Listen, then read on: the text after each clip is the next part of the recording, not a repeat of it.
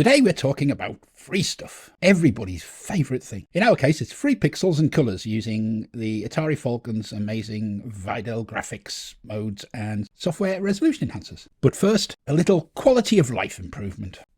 So in the last episode, how to install and configure Mint in 2023, our end state was this. So when booting into Mint and launching Teradesc, we did it via my AES. And the first thing we had to do every time is select the skin that we want to use. Now I want to set the default skin to load every time, rather than having the machine stop and wait for a menu click before it can get going. Now I couldn't find a way of doing this through config, so I resorted to my favourite tools, brute force and ignorance. In other words, booting into Emutos, deleting the dark skin folder, leaving only the default skin available, which then my AES will load without prompting. So there you go. Notice, post the reboot, we're straight in. Jobs are good, as they say. What you probably won't notice from that video clip is just how much quicker my AES is starting up. And that's because I've gone another step further and I've maxed out the processor on our Hatari instance to be a 68040 at 32 megahertz. So much for my period authentic emulation, eh? So the next thing I want to do is get more pixels on the screen, and that extra horsepower is really going to be vital in doing that. When we looked at how to configure Hatari to emulate cycle exact reproductions of all the Atari line of computers, I mentioned that the Falcon supported Videl Graphics, and that allowed some really amazing screen resolutions to be used. And that's what we're going to do in this video. So I'm going to boot into Emutos just to transfer some files from my GemDOS partition into our Mint partition. And while I'm doing that, let's talk about resolution enhancers. There were a couple of options back in the day for resolution enhancement. In fact, 3 applications come to mind. There's one called Videl Inside, one called a Blow Up 030, and one called Videlity. Today, we're going to use Videlity. So I'm going to create a gem folder under bin in the C drive and copy across some apps. Now I'm copying Kronos, the benchmark tool, across, not because we're going to need it today, but because it was there and I know I'm going to need it in the future. Then I'm moving Videlity across and I'm adding the contents of its config files into the Videlity folder. Finally, I'm adding ZView for some image viewing action, which we're going to need as part of this video. Okay, let's reboot back into Mint. To get Videlity working is a multi-step process. Firstly, we need to get Videlity to run its startup. So we're running under Mint, so we don't add it to our auto folder. We're going to execute it from our mint.config file. So let's open that up and we'll scroll to the end of the file and we'll run it as pretty much the last item. And by the way, I'm removing that wholly useless comment. In fact, I really want to trim down these config files at some point because obviously they've got a lot of boilerplate in there that we're probably never going to need. So I'm going to add the line exec u:/c/bin/gem/fidelity/fidelity.prg. And of course, we're using that unified drive path that we discussed in the last episode. So let's do a reboot and make sure that the Videlity driver is found and that it's running okay. And as you can see there, it displays its startup message. So it's been found, all is good. So we have different choices when it comes to extending our resolution, but the first thing I want to think about is 256 color mode versus 64K color mode. Now, we had some interesting discussions going on in the comments section of one of our videos about the use of the term true color. And while I totally agree that true color nowadays means 24 bits per pixel, the 16-bit per pixel mode that Videl Graphics use were, at the time, described by Atari as true color. And the user interface elements in apps like Videlity all use the term true color too. So I'm going to stick with that within the context of this video. I mean, thank goodness I didn't talk about whether the word colour has a U in it. That would have sparked riots. Let's look at the 256 colour mode first and see how we can maximize that. Before we run the Videlity config application, let's take a quick look at our auto folder. As you can see, it has 3 files in it: Mint, NVDI and Xboot.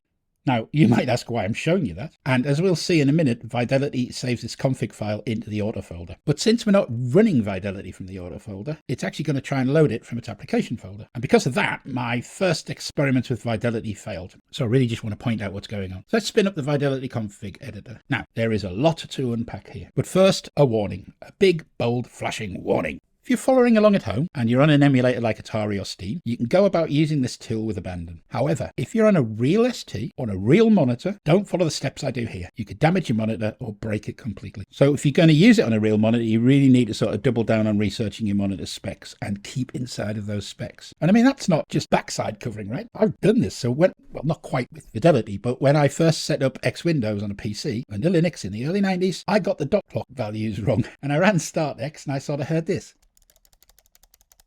Then nothing. Dead silence. Dead being the operative word. My monitor was toast. So with these things on real hardware, it's measure twice, cut once, as they say. the way Videlity works is you set values for things like the blank spaces on all four sides of the monitor, set sync speeds, etc. Then you have this test button that you press and hold to test it. What we're looking to see when we test it is that all of the lines are inside the visible screen area, so the outer white rectangle, and the four circles in the corner and the big circle in the middle all look correct. If they were off screen or the borders were too large, adjusting the sliders will allow you to finesse the location, which is good stuff. Currently, if you look at the UI, we're in 80 column mode, 256 color, and running at the stock resolution of 640 by 480. So is it time to start dragging sliders? And the answer to that is, well, no, not really. If you remember, when I moved Videlity into my Mint volume, I moved a set of config files at the same time, and these define some stock resolutions. So we can gain access to those stock resolutions by clicking on the drawer icon. I'm going to go down and I'm going to select 1280 by 960. So back in the main screen, let's press and hold the test button, and yep, that's loads more pixels and everything's lined up nicely. So how do we use these settings? Well, we click the save button at the nearly bottom right, and we hit the exit button to go out of the Videlity config app. So now we're going to need to copy the Videlity.inf file from Auto into the Videlity application folder, and now safely shut Mint down and reboot. So in addition to the boot message saying Videlity is running, we see the Black Scorpion software logo.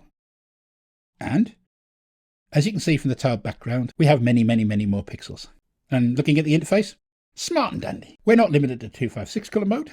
So let's have a look at true color mode. So we'll go back into the Videlity config app, and just looking at these windows in the file explorer, I guess with higher resolution comes certain first world problems. The extra screen real estate has allowed the file explorer to use 2 columns for applications and files, and it's led to me getting very confused because I can never find anything when this thing opens. I'm going to open the auto folder as well because we know we're going to need that to copy out our file. Then we go inside Videl conf. So I'm swapping to true color mode and 40 column mode. From previous experiments, I can tell you, even on Hatari, that you can't just go gung-ho with this. If we select the same resolution as before, which was 1280 by 960, and ask for true color, hitting the test button reveals, well, things are not well. If we select a resolution, for example, 1024 by 768, all we get is a blank screen. So through further experimentation and just basically going through all the choices, my resolution of choice was 9112 by 688. So let's save that, copy the config file from Auto to the app folder and reboot. Back in the desktop, all is not as expected. Notice we're back in 256 color mode. So we need to select the 40 column 64K color mode in video options. On closing the dialog, it'll restart the desktop. Now we can see that our Black Scorpion logo is in true color. And on the desktop, we have a lower resolution, but many more colors. The breadcrumb and the scroll bars look better. Menus have a textured background. Oh, looks good. So now we have 2 choices. Do we want more pixels or more colors? For now, I'm going to stick with more colors. But that's not an exclusive choice, and I'll end up swapping between the 2 modes depending on what I'm doing at the time. And the nice thing about Videlity is its configuration contains the settings for both 40 column and 80 column modes. So just by flipping a value in the Mint config, we'll be able to use either one. Which brings me on to this. We have the same issue now that we had in the last episode. In other words, if we want to use true color, every time we boot up, we have to change the resolution manually to get into true color mode. To fix the mode at startup to be 40 column true color, we need to edit the My AES config and set the VSet mode value. Previously, we wanted 256 color mode, and the value to use was already present in the config file and documented, and that was the value of 27. So we need to calculate the VSet mode value for 40 column 64K color mode. So how do we do that? Right, the science bit, as they say.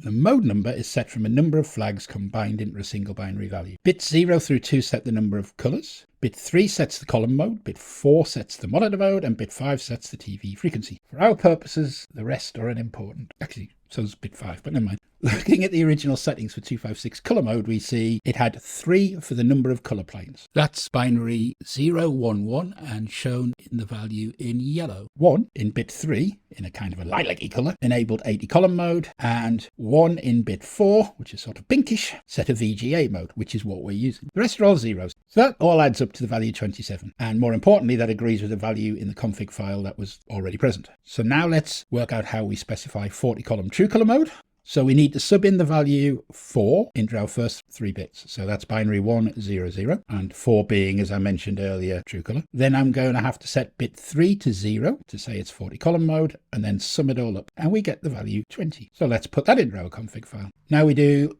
a shutdown and a reboot. And there's a true color Black Scorpion logo, and we're straight into the desktop in true color mode. Beautiful.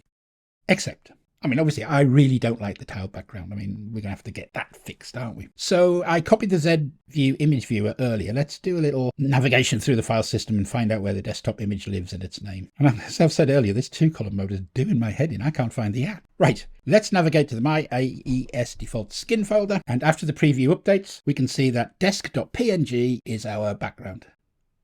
It's 960 by 640 at 256 colors. And obviously we need 9112 by 688. So in the spirit of traditional cooking programs, I'm going to do here's one I made earlier. I have an image in my GemDOS drive. That's in the correct resolution. So I'm going to reboot into emutos and copy it over.